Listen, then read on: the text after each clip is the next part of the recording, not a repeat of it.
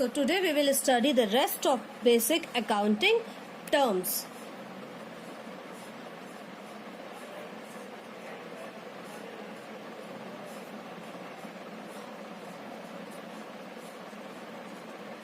First term is account. You have learned that there are so many expenditures, there are so many income, there are so many transactions are there. So if you want to know about one particular transaction, what will be the solution of that? So this account is the solution of this problem. It is in practice we make a separate record of separate business transaction. So account is a separate record of separate business transaction.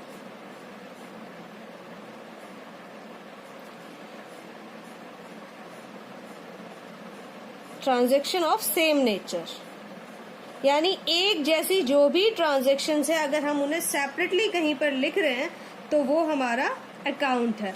In accounting we keep a separate record of each individual assets, liabilities, expenses और income. So these records were maintained and termed as an account. Next is inventory. The goods left with us at the end of accounting period or the stock left with us at the end of accounting period. So inventory is a sort of stock which you have. This term is used in case of manufacturing industry, यानी अगर आप producer हैं और कुछ चीज produce कर रहे हैं तो आपके लिए इन्वेंट्री टर्म यूज होगा. इन्वेंट्री को हम 4 कैटेगरीज में डिवाइड करते हैं. इन्वेंट्री ऑफ रॉ मटेरियल, यानी it includes the inventory of raw material purchase for using them in production of manufactured but still lying unused, यानी ऐसा सामान जो हमने प्रोडक्शन करने के लिए खरीदा था लेकिन अभी तक हमने उससे कोई भी प्रोडक्शन नहीं करा है, वो है inventory of raw material. Second है हमारे पास इन्वेंट्री ऑफ फिनिश गुड्स, यानी जो हमारा गुड्स तैयार है, कंप्लीटली रेडी है सेल के लिए लेकिन अभी तक बिका नहीं है. The goods which are lying for sale but are lying unsold at the end of accounting period. The goods which is ready for sale but lying unsold at the end of accounting year is known as inventory of finished goods. Next है हमारे पास the type of inventory is work in progress. ये भी हम inventory की ही तरह इसको बोला जाता है क्योंकि ये ना ही ये रॉ मटेरियल होता है ना ही ये फिनिश गुड्स होता है. It is the goods which is in process, यानी जिस पर अभी भी काम चल रहा है वो वाले गुड्स है inventory work in progress. So this is you can say that these are semi finished goods. Semi-finished goods. So the stock of semi-finished goods is known as work in progress. Last is stock in trade. It includes the value of those goods which are purchased for reselling, यानी directly resale करने के लिए जो भी goods purchase किया है उसे हम कहते हैं स्टॉक. सो अगर कोई इंडस्ट्री मैन्युफैक्चरिंग इंडस्ट्री नहीं है तो वो इंडस्ट्री के पास जो भी सामान अभी तक अनसोल्ड रह गया है, whatever goods left unsold, that is known as stock.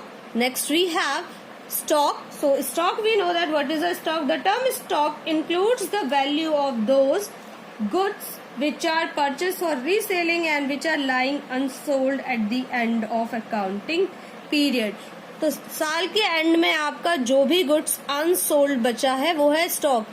अब यही goods, this goods for the next year if at the end है, सो ये नेक्स्ट ईयर के लिए क्या बन जाएगा, ओपनिंग बन जाएगा. Closing for current year will be opening for next year, और जो भी क्लोजिंग है करेंट ईयर का ये कन्वर्ट होगा opening of next year. Next year में जंप करते ही ये आपका बन जाएगा ओपनिंग. एंड सिंपल इसी तरीके से ये जो है ये किसी साल का क्लोजिंग स्टॉक होगा, जस्ट प्रीसीडिंग ईयर का क्लोजिंग स्टॉक होगा. Next term we have turnover. Turnover, with this term we can understand it is the total sale made during one particular year. Sale of one year, एक साल के अंदर हमने जो भी सामान बेचा है. 1 ईयर का मैंने इसलिए लिखा क्योंकि इसका मतलब है पर्टिकुलर पीरियड. किसी एक पर्टिकुलर पीरियड में जो भी हम बेच रहे हैं सामान उसको हम कहते हैं turnover. Next we have livestock. हमें पता है कि ह्यूमन जब हम ह्यूमन कैपिटल की बात कर रहे हैं, ह्यूमन रिसोर्स की बात कर रहे हैं, तब हम ह्यूमन बीइंग्स की बात कर रहे हैं. और हम जब गुड्स की बात कर रहे हैं तो हम सामान की बात कर रहे हैं. इन दोनों के अलावा भी जो फार्मिंग है, जो ये आपका एपीकल्चर है, आपका कॉटेज इंडस्ट्री में लोकल जो लाइव स्टॉक्स होते हैं उन पर भी बिजनेस किया जाता है. कैटल इंडस्ट्री जिसे हम बोलते हैं. तो इसमें पोल्ट्री फार्मिंग हो गई, फिशिंग हो गई. तो ये सारी चीजें जो भी आपके एनिमल्स हैं, एनिमल्स का अगर आप बिजनेस कर रहे हो, एनिमल से रिलेटेड कोई भी बिजनेस कर रहे हो, तो आपका जो स्टॉक है वो लाइव स्टॉक है. और इसके लिए एक इंश्योरेंस, आप गुड्स का इंश्योरेंस करा लेते हो. और लाइफ इंश्योरेंस पॉलिसी जो होती है, लाइफ इंश्योरेंस जो होता है वो ह्यूमन बीइंग्स का होता है. गुड्स इंश्योरेंस गुड्स का होता है. इसी तरीके से एक और टर्म आता है लाइव स्टॉक इंश्योरेंस, जो जानवरों का किया जाता है, एनिमल्स का किया जाता है. So it means domestic animal, horses, cats are known as livestock. Next term we have investment. Investment refers to development of funds in the shares or debentures of the company with the intention of earning return. तो investments जो हम करते हैं वो करते हैं shares में या फिर debentures में. अब शेयर्स और डिबेंचर्स क्या होते हैं? शेयर्स और डिबेंचर्स दोनों ही शॉर्ट ऑफ लोन है. शेयर्स एंड डिबेंचर्स दोनों ही शॉर्ट ऑफ लोन है जो हम दूसरी कंपनीज को दे रहे हैं. Shares mean when we are ready to share the profit and ready to bear the risk with any another company. And if we have the money but we don't want to bear the risk, in that case we give the money to the company as loan. That is known as debenture. Okay, so the investment in any kind of paper, either share or debenture, is known as investment. The money, पैसा लगाना जिसे हम local term में बोलते हैं, that is in English we use to in accounts we use a term investment for that. Next we have the entry. Entry is the recording of transaction.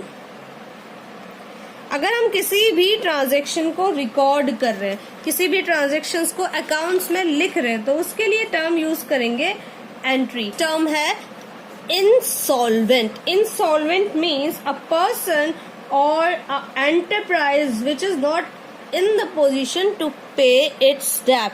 A person or organization.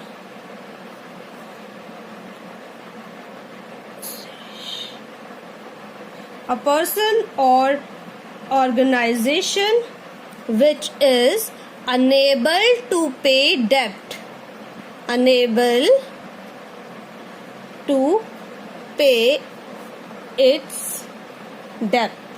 यानी जो भी person अपना उधार नहीं दे चुका पा रहा या फिर जो भी पर्सन अपने डेब्ट्स को पे करने में अनेबल है, उस पर्सन को हम बोलते हैं इंसॉल्वेंट. इंसॉल्वेंट से ही एक और टर्म निकल के आता है सॉल्वेंट. सॉल्वेंट जस्ट इंसॉल्वेंट का अपोजिट है. A person who is able to pay all his डेब्ट is solvent. Next is entity. Entity means economic unit. First of all, entity means economic unit, and this unit is having a legal existence. Economic unit है. Second thing है which is formed for earn business, which is formed for earn profit. जो profit earn करने के लिए form की गई है. For example LG electronics, Wipro, Maruti, these all are formed to earn a profit, and so these all are known as a entity or as a economic unit. Next we have bad debts. It is the amount which has become irrecoverable, means the amount which